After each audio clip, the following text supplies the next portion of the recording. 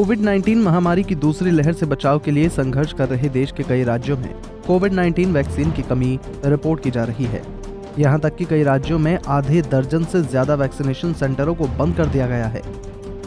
अनेकों राज्यों में युवाओं के वैक्सीनेशन पर भी जोर दिया जा रहा है।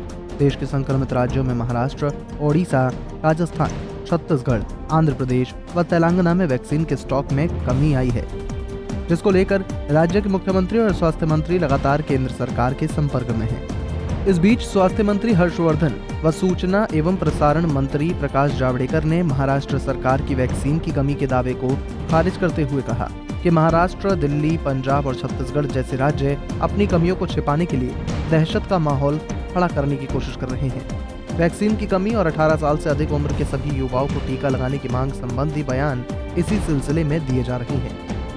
दिल्ली के स्वास्थ्य मंत्री सत्येंद्र जैन ने गुरुवार को कहा था कि राष्ट्रीय राजधानी में अब जो वैक्सीन का स्टॉक है वो अगले 4-5 दिनों तक ही चल पाएगा। उन्होंने उम्मीद जताते हुए कहा कि वैक्सीन की मांग की गई है और शायद जल्द ही ये हमें मिल जाए।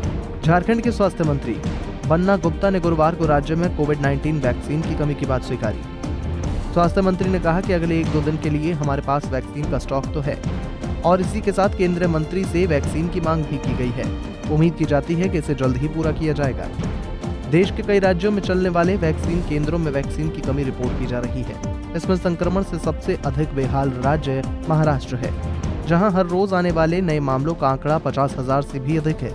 महाराष्ट्र के स्वास्थ्य मंत्री राजेश टोपे ने कहा, महाराष्ट्र की आधी जनसंख्या के बराबर गुजरात है।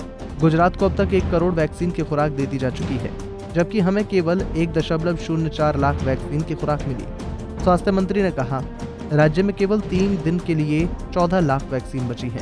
स्वास्थ्य मंत्री ने कहा कि वैक्सीन की कमी के कारण कई वैक्सीनेशन सेंटर बंद करने पड़े, इसीलिए उन्होंने केंद्र सरकार से जल्द वैक्सीन के 40 लाख डोज उपलब्ध कराने की मांग की है।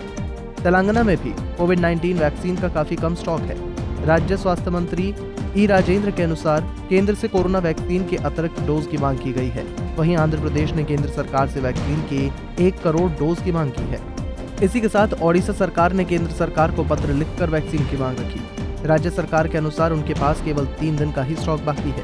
ओडिशा ने केंद्र से कहा कि राज्य को 15 से 20 लाख कोविशील्ड की डोज उपलब्ध की जाए। ओडिशा का कहना है कि राज्य में आधे वैक्सीनेशन सेंटर बंद हो चुके हैं।